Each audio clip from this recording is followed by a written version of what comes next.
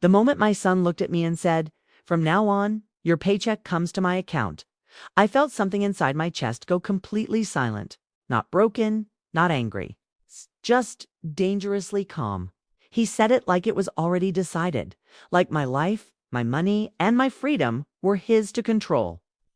I smiled, but my hands were shaking under the table. What he did not know was that I had been preparing for this moment longer than he could imagine.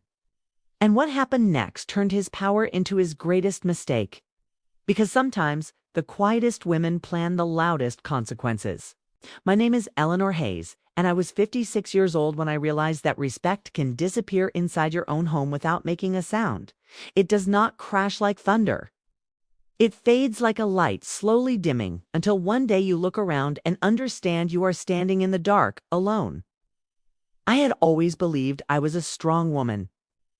I raised my son Daniel mostly on my own after his father left when Daniel was 13.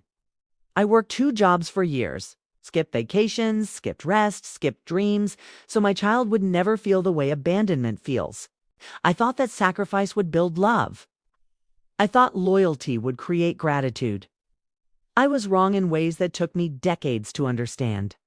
We lived in a modest 2-story house on the edge of a quiet neighborhood.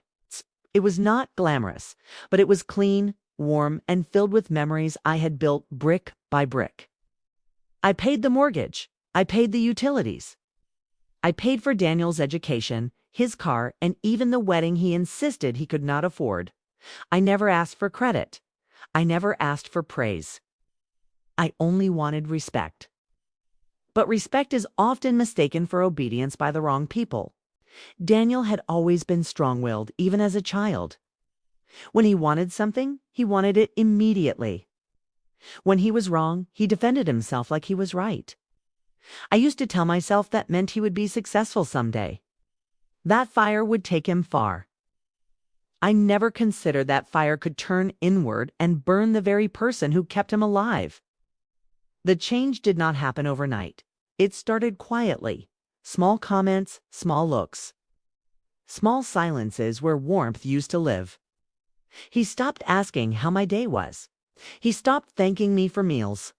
He stopped acknowledging the space I occupied unless he needed something. Then he married Vanessa. Vanessa was beautiful in a sharp way. Perfect hair, perfect makeup, and eyes that measured people before she smiled at them. She was polite on the surface, but distant underneath. The first time I met her, I felt like I was being evaluated, not introduced. After their marriage, they moved into my home temporarily. That word would later become a lie wrapped in comfort. At first, I was happy. I cooked. I cleaned. I tried to make Vanessa feel welcome. I tried to show Daniel that I trusted his choices. But the air in my house shifted. Conversations stopped when I entered a room. Decisions were made without me. My furniture was moved. My kitchen became their kitchen. My home started to feel like a space I was borrowing instead of one I owned. One night I heard them arguing behind their closed door. Not loud, but sharp. Money. That word came up again and again. Vanessa's voice was calm but calculating. Daniel's voice was frustrated and defensive. I stood in the hallway holding a basket of laundry, listening to my own name used like a bargaining chip. Something about that moment stayed with me. A warning, a whisper that said I was no longer family. I was becoming a resource. A week later, Daniel asked me how much I earned each month. The question felt casual, but his eyes were too focused, too interested. I answered honestly because honesty had always been my language with him. That night, I lay awake wondering why my salary suddenly mattered. Days later, Vanessa asked me if I had savings. She said it like curiosity, but her smile was tight. I told her yes. She nodded slowly, as if confirming something she already suspected. That was the first time I felt a knot form in my stomach. I began noticing how often they talked about expenses that were not mine. How they complained about bills they did not pay. How Daniel started sighing whenever I mentioned repairs or groceries. How his tone shifted from grateful to irritated, like my existence was an inconvenience instead of a foundation. Then came the comments. You are lucky you have us here. This house would feel empty without us. Things are expensive. We all need to contribute. Contribute to my own home. It's with my own money. I started to understand that I was being repositioned in my own life. Slowly, carefully, strategically. There was a morning when I walked into the kitchen and found Vanessa reorganizing my cabinets. She did not ask. She did not explain. She simply said, "This makes more sense," as if my way of living had been wrong all along. I nodded, but something inside me tightened. Daniel stopped calling it my house. He started calling it our place. He said it casually, but the words carried weight. Ownership, control, assumption. That night, I stood in my bedroom and looked around at the furniture I bought, the curtains I chose, the photographs I framed. It felt like someone had started erasing my fingerprints from my own life. And still, I stayed quiet. Because mothers are trained to endure, to adjust, to absorb, to forgive before harm is even acknowledged. But endurance becomes dangerous when it teaches others that you will never resist. The first real injustice came disguised as a conversation. Daniel sat across from me at the dining table. Vanessa leaned against the counter, pretending not to listen. He said, "We need to talk about finances." My heart skipped, not with fear, but with recognition. I had been waiting for this moment without knowing it. He explained how difficult things were, how stressful adulthood was, how responsibility weighed on him. Then he looked at me and said something that changed the way I saw my son forever. "You have stability. We do not. It only makes sense that you help more. Help more. It's already helping with everything." I nodded slowly, but inside my mind, a door closed. Because when someone asks you to give what you already give, they are not asking for support. They are asking for surrender. I went to my room that night and locked the door. That was new. I had never locked my door in my own home before. I stared at the ceiling and thought about how quietly people take power from those who love them. How entitlement grows in spaces where gratitude dies. Something told me that this was only the beginning. And something else told me that whatever they were planning, it was already far worse than I wanted to believe. If you have ever given everything to someone who slowly forgot your worth, this story is for you. If you have ever been taken for granted, overlooked, or treated like your sacrifices meant nothing, press the like button right now. Subscribe to this channel because stories like this remind us that quiet strength always has a breaking point. And justice always finds its way back. Stay with me because what happens next will show you the true power of a woman who finally decides she will no longer be controlled. The shift in Daniel did not arrive like a storm. It crept in like fog. Quiet, thick, unavoidable. After that conversation about finances, everything changed in tone, even when the words sounded polite. He started watching me, not openly, but carefully, like someone measures a resource before using it. If I bought groceries, he asked how much I spent. If I paid a bill, he asked if I had kept the receipt. If I mentioned overtime at work, his eyes lit up in a way that made my skin crawl. Vanessa became bolder. She no longer pretended to be a guest. She walked through the house like an owner, correcting my routines, adjusting my habits, reshaping my space. One morning, I found my mail opened and stacked neatly on the counter. Bank statements on top. My heart thudded. I picked them up slowly, feeling like I had stepped into a crime scene that no one else considered a crime. Vanessa smiled from the stove. "I was just helping you organize." Helping. That word was becoming their favorite disguise. I took the envelopes back to my room without responding. My hands were steady, but my chest was not. Something sacred had been crossed. That night, Daniel asked for my online banking login, just in case something happened to you. The excuse was thin. Intention was not. I said no. Calmly, simply. His jaw tightened. The silence that followed was louder than shouting. From that moment on, I felt the pressure shift. It was no longer casual. It was deliberate. They began speaking about money as if it belonged to all of us. They began planning expenses without consulting me. They began acting irritated when I did not immediately agree. I overheard Vanessa one evening whispering, "She does not even need all of it." She was talking about my paycheck. I stood frozen in the hallway, my breath shallow, my heart pounding like it wanted to escape my body. Daniel responded quietly, "She will come around. Come around." Like my autonomy was just stubbornness waiting to be corrected. Days later, Daniel criticized how much electricity I used, then how long I showered, then how often I ran the washing machine. It was not about the money. It was about control. He started making comments in front of others. "Do you know how my mom is? She does not understand finances. She is old-fashioned. She does not see how hard life is now." Each sentence was a tiny erasure of my dignity. I smiled in public. I shrank in private. Vanessa stopped asking for permission altogether. She redecorated the living room. She replaced my curtains. She boxed up my photo frames and put them in storage. I found them one afternoon stacked in the garage like discarded memories. My own face stared back at me from inside cardboard. That was when I understood they were not sharing my home. They were reclaiming it. One evening, Daniel demanded to see my pay stub. Not asked, demanded. I laughed softly out of disbelief. "Why?" His voice hardened. "'Cause we need transparency. Transparency from the woman who paid for everything." I handed him nothing. His expression darkened. Vanessa crossed her arms behind him like a judge awaiting a verdict. That night, the atmosphere turned heavy. Conversations were short. Doors closed harder. Silence felt weaponized. I started locking my room every night. I hid documents. I changed passwords. I kept my purse with me, even inside my own house. I was becoming a guest in my own life. Then came the manipulation. Daniel began reminding me how much he loved me, how much he appreciated me, how lucky I was to have them.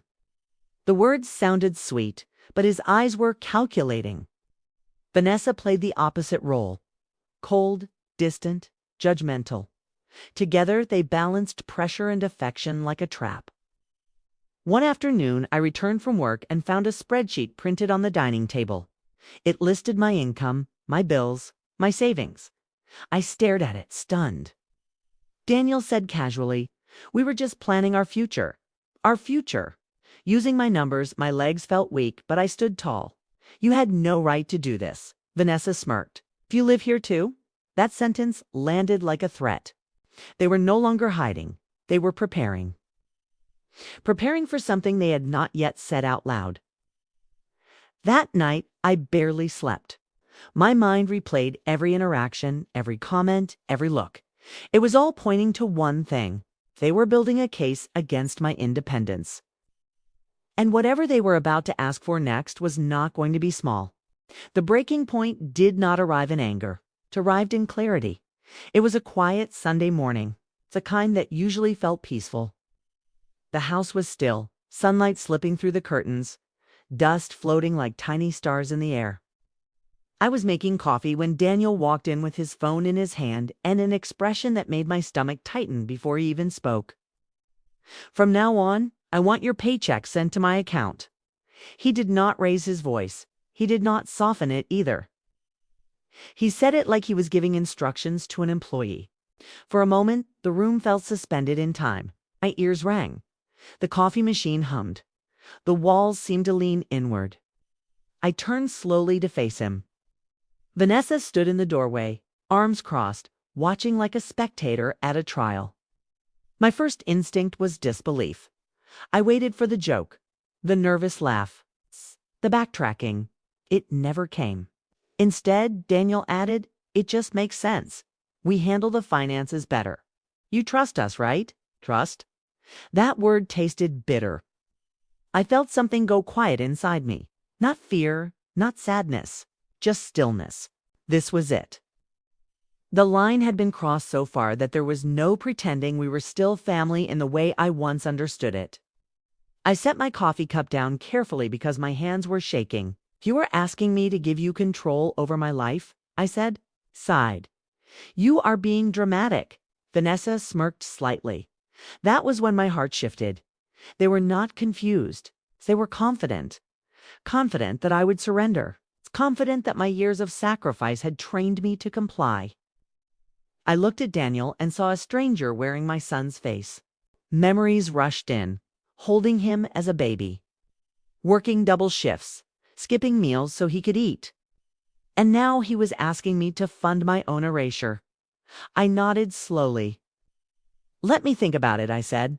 Relief flickered across his face. Vanessa turned away, already certain of victory.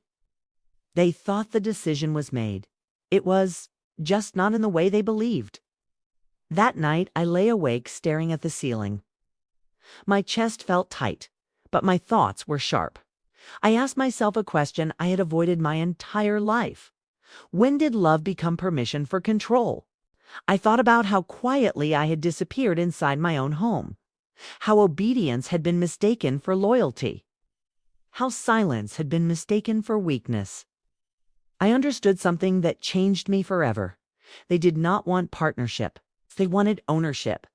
I got out of bed and opened my drawer. I pulled out every important document. Bank statements, property papers, insurance forms. I spread them across my bed like a map. This was my life, and I was about to defend it. The fear I expected did not arrive. Instead, a strange calm settled over me, the kind that comes before a storm. I went through every account. I checked every number. I changed passwords, set alerts, I made copies. Each click felt like reclaiming a piece of myself. My hands stopped shaking, my breath slowed, was no longer reacting. I was preparing. I began to remember who I had been before motherhood taught me to shrink. Before love taught me to endure. I was capable. I was strategic. I was not powerless. The next morning, Daniel watched me closely, waiting for my answer. I smiled gently. "I will need time to set things up properly," I said. His relief was immediate. Vanessa nodded, satisfied. They thought the door was opening. It was closing. In that moment, I stopped being a victim. I became an observer. Every word they spoke after that became evidence. Every plan they made became leverage. Every assumption they had became a weakness. I stopped arguing, stopped explaining. I started listening. They mistook my calm for surrender. They did not see the foundation forming under their feet. That week, I watched how easily they discussed my income. How comfortably they spent money they had not earned. How casually they talked about a future built on my labor. And I felt no guilt, only resolve. I was not planning revenge. I was planning freedom. And I understood something else that changed everything. The most dangerous woman is not the one who screams. It is the one who becomes silent and starts calculating. I began quietly. No dramatic moves, no visible resistance, just careful steps, taken one by one. The first thing I did was open a new bank account in a different branch, not online, in person. I wanted paper trails. I wanted faces to remember me. I wanted my presence recorded in more than numbers.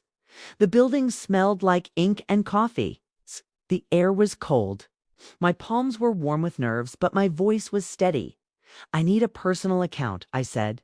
"Private access. No shared permissions." The clerk nodded, professional and calm. When the pen touched paper, it felt like I was signing my name back into my own life.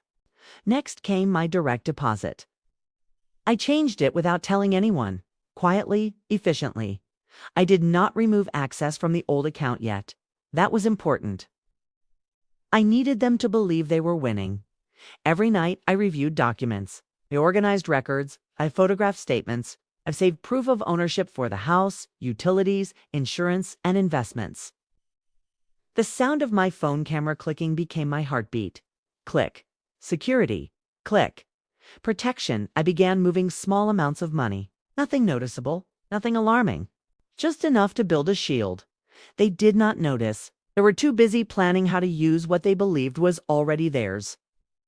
One evening, Daniel said casually, "Once your paycheck comes in, we can finally breathe." I smiled. Course. The word felt heavy in my mouth. Vanessa added. We will manage everything for you. Less stress. I nodded.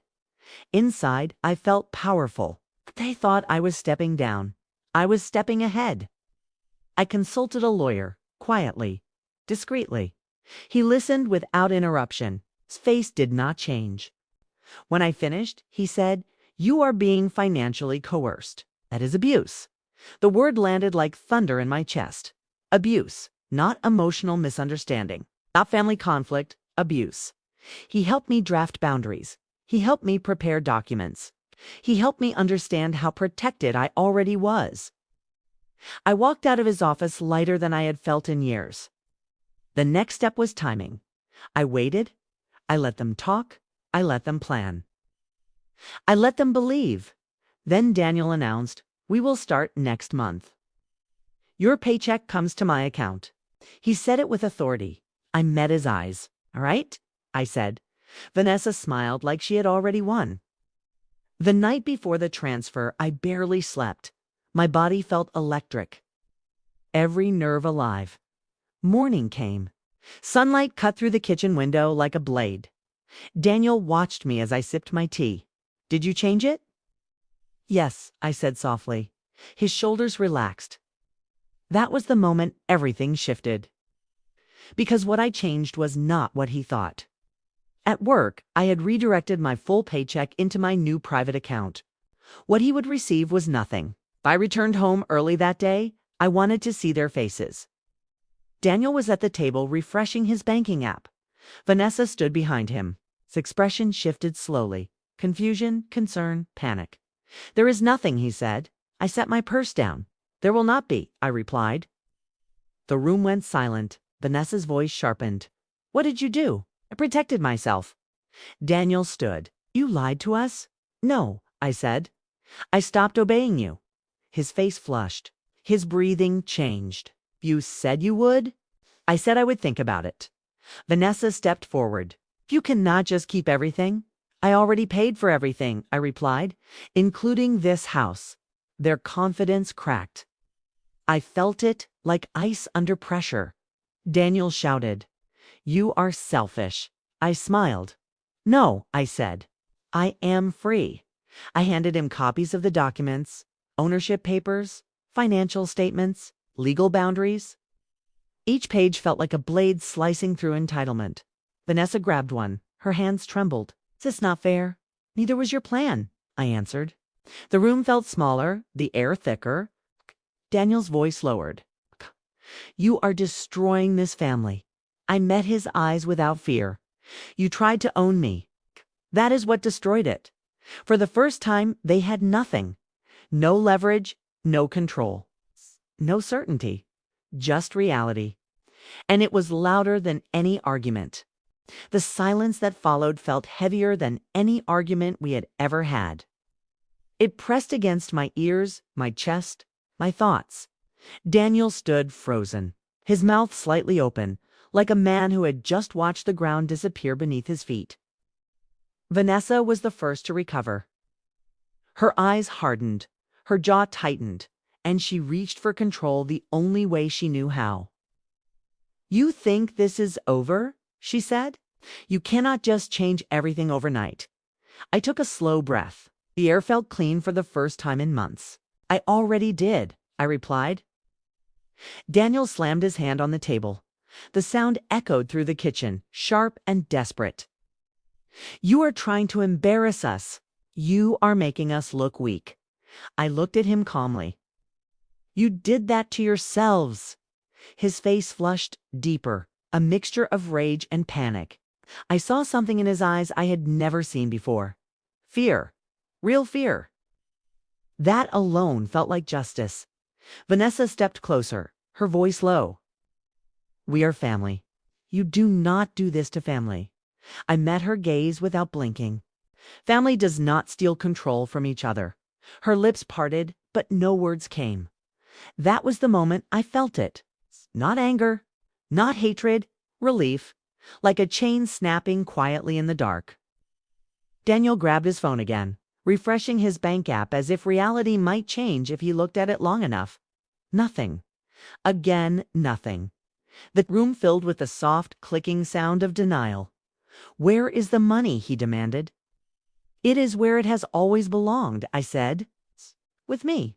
Vanessa laughed sharply. "Do you think you have won something?" I nodded slowly. "I already have." They tried shifting tactics. First came guilt, then accusation, then desperation. "You raised me to trust you," Daniel said.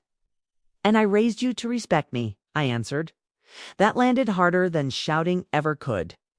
He looked away. Vanessa folded her arms. "So what now?" "Now?" The word felt powerful. "Now you make your own plans with your own money," I said. "Like adults," Daniel scoffed. "You are enjoying this?" I paused. "Yes," I said. Not out of cruelty, out of clarity. I had been invisible in my own home. Now I was undeniable. They retreated to their room that night without another word. The door closed quietly. No slam, no protest. I stood alone in the kitchen and let my shoulders drop for the first time in years. My hands trembled.